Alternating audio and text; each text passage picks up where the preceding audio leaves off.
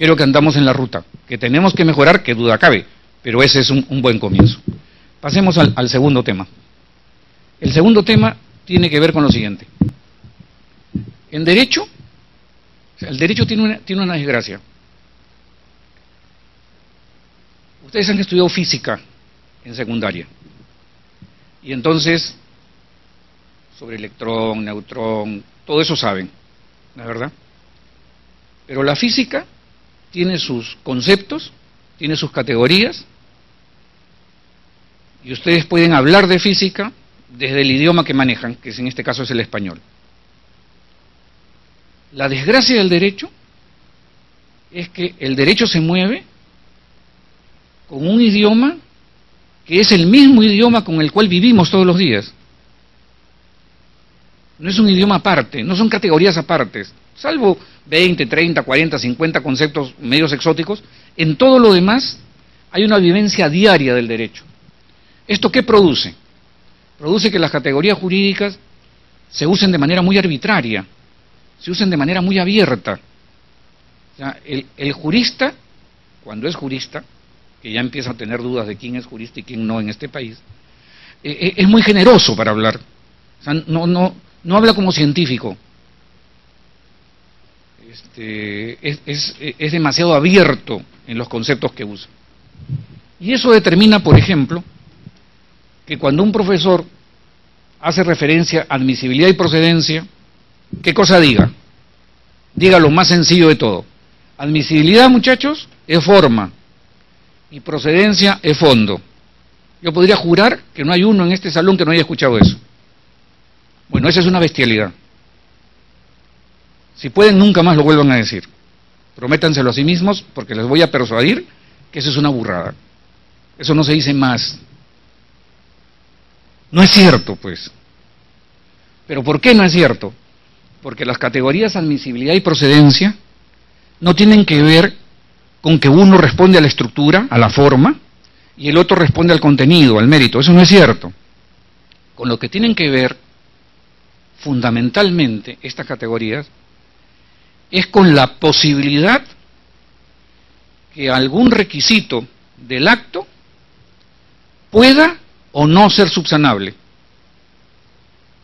No interesa si ese es un aspecto formal o de mérito, para hablar mejor que de fondo, ¿ya? Inclusive es mejor decir mérito que fondo. No tiene que ver con que uno es el externo y el otro el interno, tampoco. Tiene que ver con que si uno es subsanable y otro no. Pero les quiero dar una prueba de eso. Ustedes tienen 5 días para apelar una sentencia.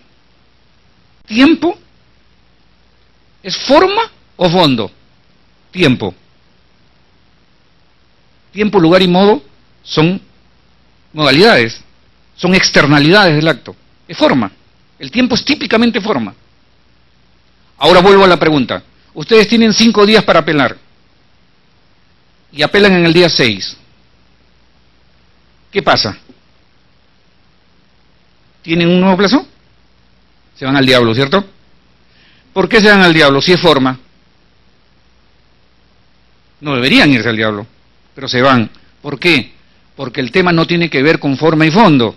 El tema de la admisibilidad y la procedencia tiene que ver con que si el requisito es subsanable o no lo es. Y esto que parece mínimo, parece menudo, no parece importante, es importante. Es importante, ¿por qué? Porque cuando uno describe una demanda, dice, los requisitos de la demanda, por ejemplo, son aspectos formales, y lo que la demanda contiene, la pretensión, ese es el mérito. Y un amparo contra resolución judicial, ¿cuál es el mérito? El mérito es procesal, es anular una resolución judicial, en el amparo judicial me refiero. Entonces no es cierto que lo formal es procesal y el mérito es material. Eso no es cierto. O sea, en una demanda el mérito puede ser procesal, no sé si me están siguiendo. El mérito puede ser procesal. Y ahí hay un ejemplo. Una nulidad de cosa juzgada fraudulenta. ¿Qué busco? Busco que, habiendo ocurrido un fraude procesal, se anule una sentencia. La nulidad de una sentencia es un tema procesal. Y sin embargo, es el mérito de ese proceso.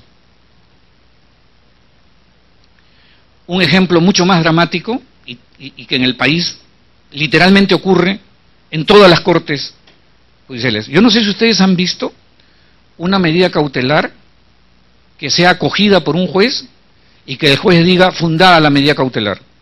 Un juez nunca dice fundada la medida cautelar, dice concedas en la medida cautelar. No usa las categorías que debe usar. Entonces, ¿esto qué produce?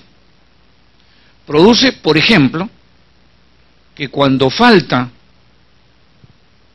en opinión del juez, un presupuesto para una medida cautelar, digamos verosimilitud, o apariencia de derecho, como también se le llama, falte, él no concede la medida cautelar y la declara improcedente. Entonces, el que ha pedido la medida cautelar apela, y el asunto va a la Corte. Y en la Corte, los jueces creen que sí hay medida cautelar, que sí debe concederse la medida cautelar, pero como el auto que les llega dice improcedente, ¿saben qué piensan? Dicen, no, nosotros no podemos conceder la medida cautelar, porque como lo que ha subido es improcedencia, si nosotros la concedemos nos comemos un grado, afectamos el doble grado, por eso mejor retrocedemos, ¿no es cierto?, anulamos para que regrese. Siendo la medida cautelar tutela de urgencia, se produce este error estúpido en todo el Perú, Corte Suprema incluida, simple y llanamente por no usar las categorías correspondientes. Cuando un acto procesal le falta un requisito subsanable, se declara su inadmisibilidad. Cuando un acto procesal le falta un requisito insubsanable, se declara su improcedencia.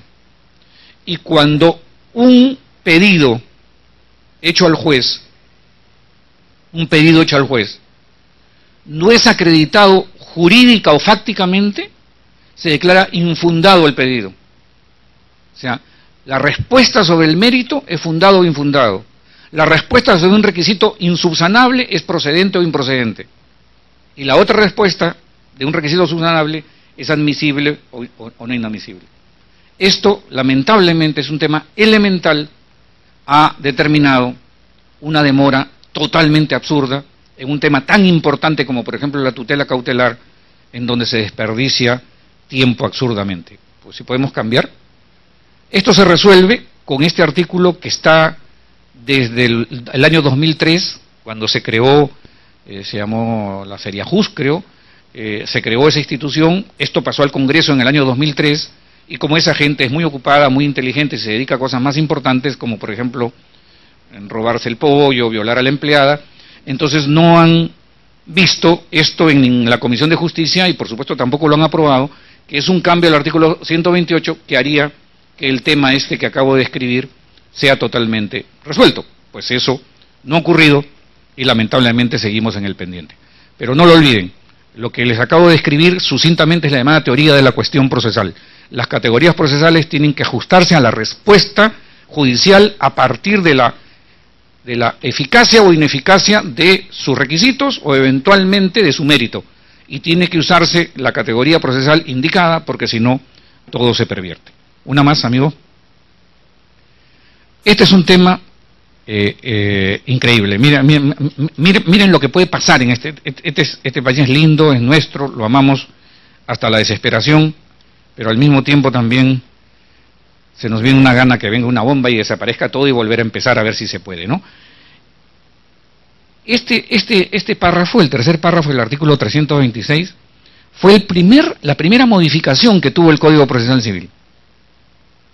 Y como uno empieza a emparentarse con las cosas como si fuesen hijos, este fue el primer golpe, digamos, en el corazón que yo recibí. Este párrafo lo derogaron. ¿Qué dice más o menos este párrafo? ¿Qué tiene que ver? Imagínense que yo voy a un proceso acá con mi amigo que me ha presentado, donde yo lo demando por indemnización, porque me ha entregado el inmueble, que lo arrendé, hecho un desastre, y yo estoy pidiendo 100.000 soles. El juez ve mi demanda, ve la contestación de mi amigo, nos cita a conciliación, y en la conciliación nos dice, doctor Monroy, yo creo, en mi opinión, si usted recibe 60.000 es razonable. Entonces, yo digo, le pido 100, ¿no? No, doctor, me parece muy bien, pero no deseo. Y no acepto los 60.000 que me propone el juez. Lo que este artículo dice es lo siguiente: el proceso avanza, llega a la Suprema, imagínense que en la Suprema termina el proceso, ¿y cuánto me ponen? 40.000 de daños y perjuicios. Quiere decir que fui tan estúpido que litigué 2 años y medio por perder 20, porque mi amigo está de acuerdo en pagarme 60, pero yo no, pues porque yo quería más, ¿no es cierto? Y 2 años y medio después, o 3 años después, recibo menos de lo que me estaban dando. Este artículo lo que hace es sancionar a aquella persona que recibe menos de lo que se propuso en la conciliación. Entonces se alegó que este era un artículo inconstitucional porque afectaba la libertad del individuo para conciliar, una serie de cosas. Cuando eran tiempos en los cuales el juez analizaba demanda, contestación, sopesaba todo y su fórmula conciliatoria tenía pues el peso que le da un juzgador. Sin embargo, se dijo todo eso y se derogó. Ya en el 2009 se derogó la conciliación también en forma completa y ya no está más en el código, lo cual personalmente creo que es un desastre, como lo piensan casi todos los jueces del Perú, pero lo quitaron porque estaba pendiente el Tratado de Libre Comercio con Estados Unidos y querían rapidez, y presuntamente la rapidez surgía de quitar cosas como esta. Yo nunca entendí eso, pero ahí está la modificatoria. Entonces, quitaron esto. Ahora pasemos al siguiente cuadro, porque seguro que ustedes saben que nosotros pertenecemos a una familia jurídica que se llama Civil Law, en donde nosotros hemos privilegiado la norma escrita, la ley, y hay otra familia jurídica también de origen romano, que es el Common Law, básicamente Inglaterra y lo que fueran sus colonias, cuya característica principal es que el juez es creador del derecho. O sea, el derecho casi no está previsto, es un 5 o 10% previsto normativamente, y más bien el derecho es aquel que surge de las decisiones judiciales. Común es costumbre. O sea, la costumbre del derecho es acogida por el juzgador y a partir de la doctrina del precedente tiene la calidad de formato obligatorio. Eso es más o menos el sistema inglés, que es el sistema yanqui. Sin embargo, nos estamos cruzando, nosotros recogimos información de ellos como el precedente que empieza a adquirir una vigencia importante en el país. E Inglaterra, curiosamente, en el año 98, por primera vez en su historia, estoy hablando de Inglaterra, tiene un código procesal civil. O sea, tiene un estatuto procesal, cosa que era inimaginable. O sea, es como nosotros ya pasó a tener un código.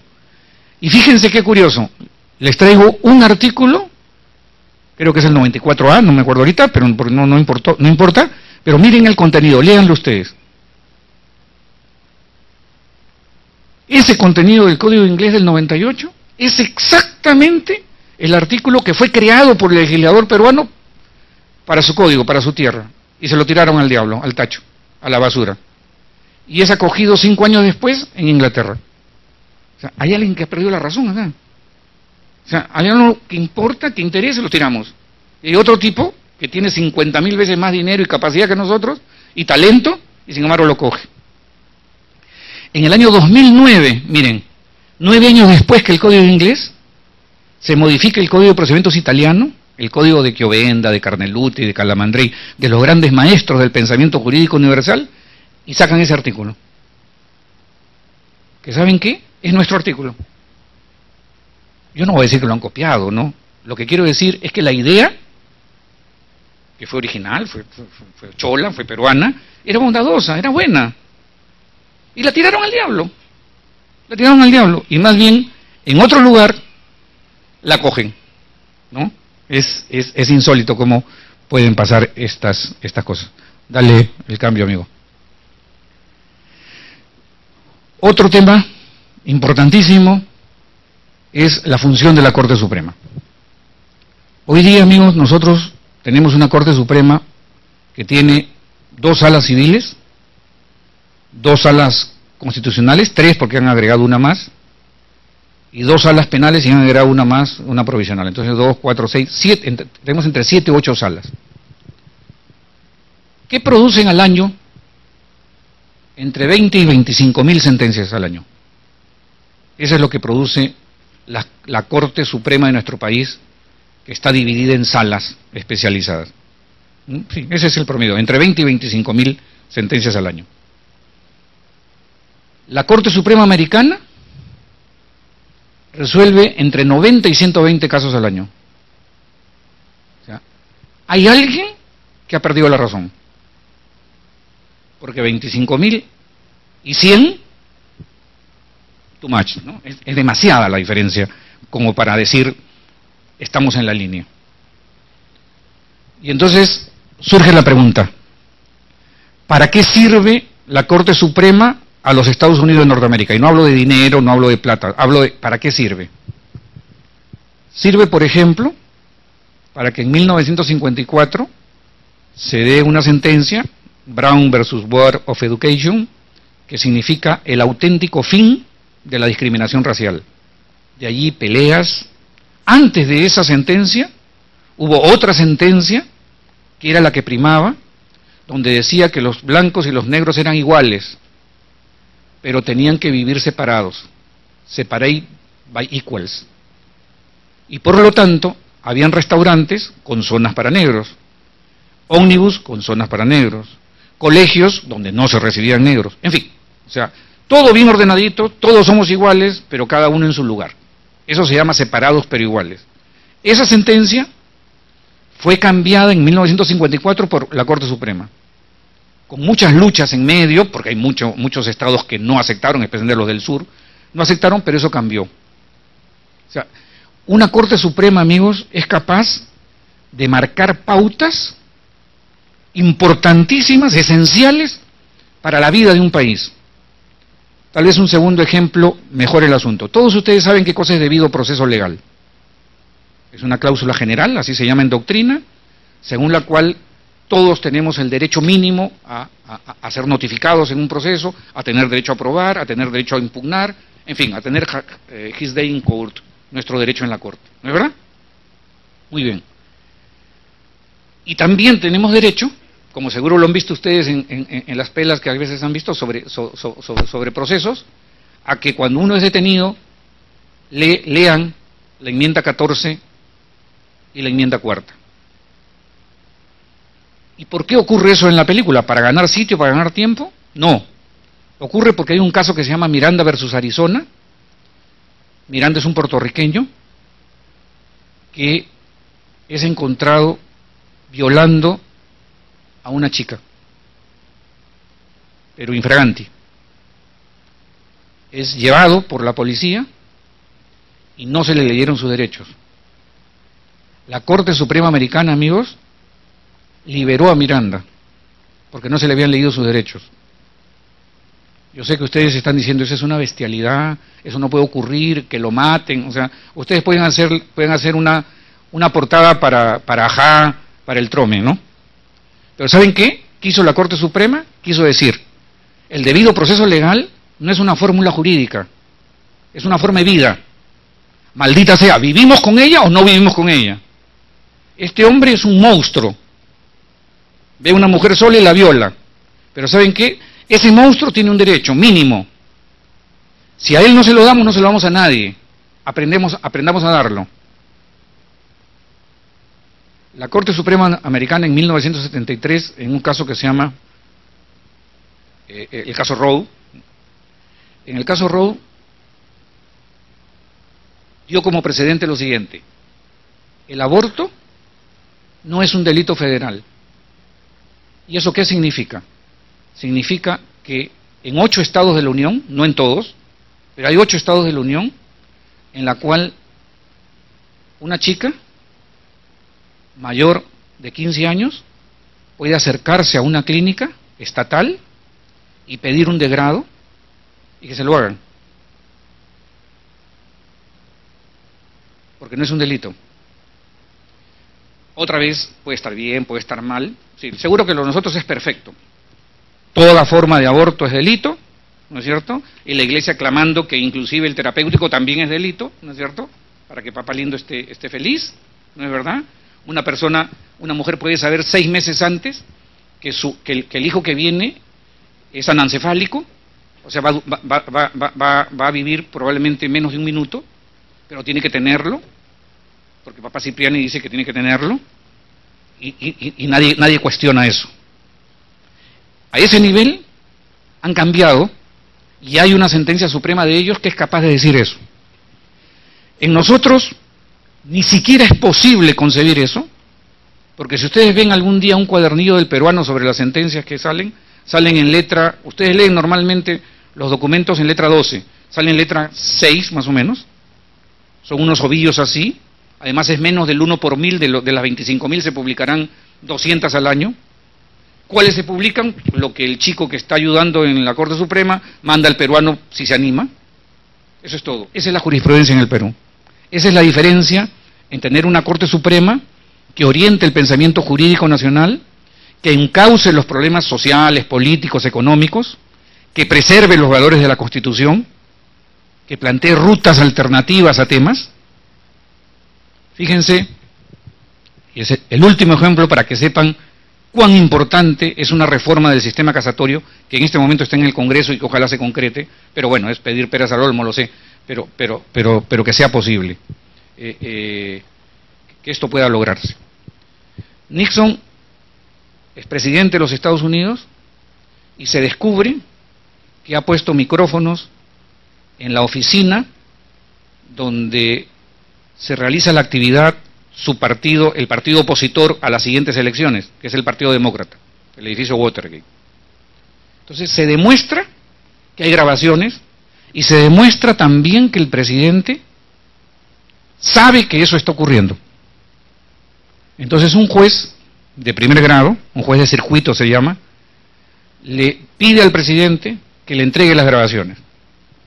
Entonces el juez, ante un periodista, dice: ¿ha recibido usted una notificación del juez Shapiro pidiéndole las grabaciones? Sí, le dice, pero yo no voy a hacer caso a un juececillo, yo soy presidente de los Estados Unidos. Ay, está bien. Eso más o menos ha sido el 24 de julio.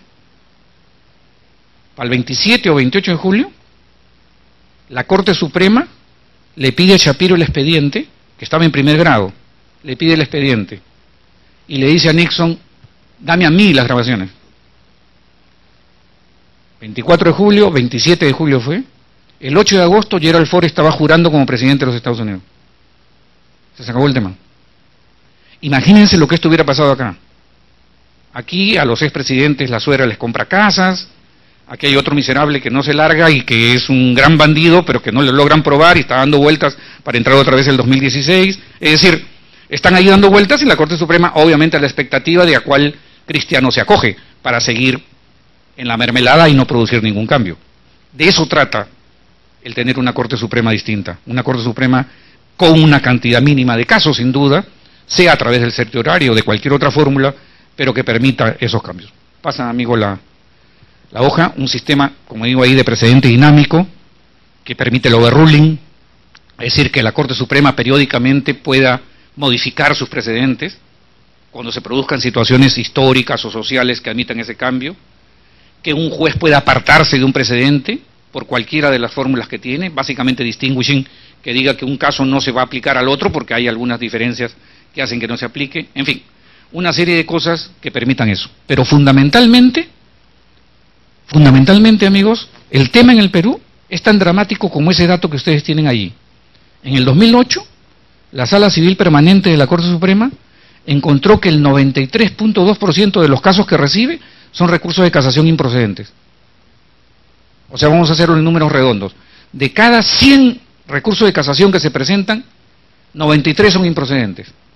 O sea, están mal redactados, no tienen contenido de mérito, no avanzan en requisitos de procedencia y se descartan. Pero lo que yo no les he dicho es que desde el momento en que se presenta un recurso hasta el momento en que regrese el expediente, digamos, a Piura, más o menos el promedio es de 12 o 14 meses. O sea, presentar un recurso por gusto genera 14 meses de atraso. Y todo el mundo dice: ah, caray, qué terrible, ¿no? Sí, pero cambia esa porquería, pues. Sí, el tema no es conocer que eso está mal. El tema es no formar parte, no ser cómplice de una cosa tan abusiva como esa. Esa es una propuesta que está allí, pero, en fin, está en el Congreso, está en la presidencia de la Corte Suprema también, que la ha hecho suya, y habrá que esperar que algún día esto cambie. Un par de cositas más para ya no molestarlos. ¿Puedes pasar, amigo? Este es un tema de gestión procesal que la quiero explicar muy rapidito. Normalmente suele decirse que los procesos de conocimiento pleno son aquellos que acogen los procesos con el mayor grado de contenciosidad interna. Digamos, una nulidad de acto jurídico, una resolución de contrato, en fin, son temas densos, temas con contenido jurídico, con contenido probatorio complejo. Entonces se supone que la duración debe ser mayor. Entonces se concede traslado por 30 días, en fin, tiene su procedimiento.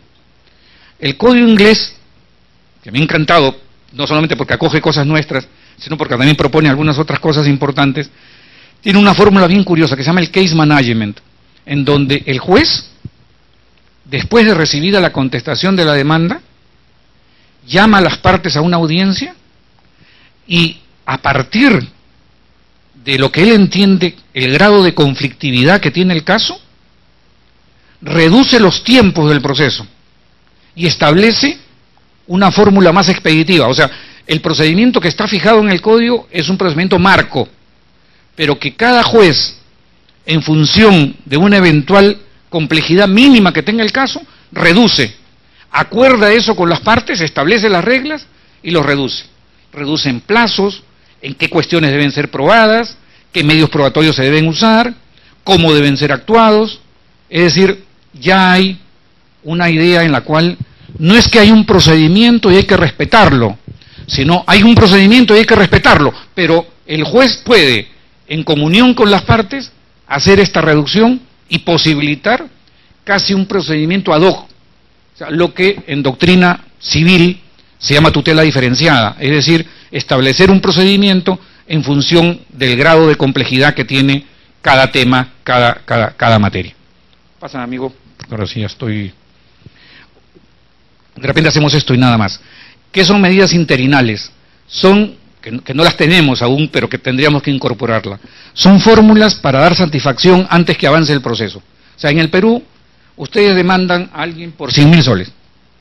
Entonces, la otra parte discute y dice, yo a este señor, yo le debo 40.000 soles. Y acá lo consigno.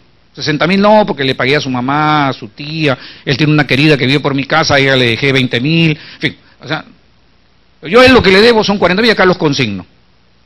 En el Perú tiene que acabarse el proceso para que ustedes recojan los 40. Una medida interinal es pago parcial. Sobre los 40, ¿qué discusión hay? Ninguna, ¿cierto? La discusión es por la diferencia, en donde él dice, yo le pagué así, así, así, y el otro dice, oye, a mí no me da un real. Entonces coge los 40, pues, y se va saliendo. O sea, se va reduciendo el grado de conflictividad que tiene el caso, y así ocurre. Exactamente lo mismo son medidas interinales cuando el juez analiza algunos argumentos usados en la demanda o en la contestación y a partir de cierto número de precisiones sobre el argumento jurídico establece que no va a tener éxito, no tiene expectativa de éxito, lo hace saber y si no es mejorada la posición jurídica que ha sido planteado, se deja de lado y dice, sobre este tema no hay más que discutir. Esta tutela, esta defensa está mal planteada y la dejamos de lado. Y entonces cada vez el proceso se reduce. Bueno, hay creo un par más, pero no tiene sentido hacerlo. Amigos, básicamente lo que intentaba decirles a lo largo de esta conversación, que no sé si tengan preguntas, que ojalá así sean, es que hay un código allí vigente, hay 20 años de experiencia colectiva, que hubiera sido lindo que se mejorara, yo no siento que haya ocurrido eso, al comienzo se hicieron buenos trabajos de investigación, y lo que hay ahora simplemente es más trabajo exegético, es repetir las mismas cosas, es no salir de lo mismo. Los profesores tienen que pensar que si no tienen 2 o 3 idiomas juntos, pues no sé para qué enseñan, no sé para qué son juristas, no sé para qué comparten. Esto da un poco de, no es soberbia decirlo, pero es que si uno asume la responsabilidad de ser profesor o de ser investigador, tiene que saber también que tiene que andar por lo menos media docena de pasos encima de la gente a quien uno quiere compartir información. Pero en todo caso, es nuestro sistema, es nuestro país, y gracias por la atención.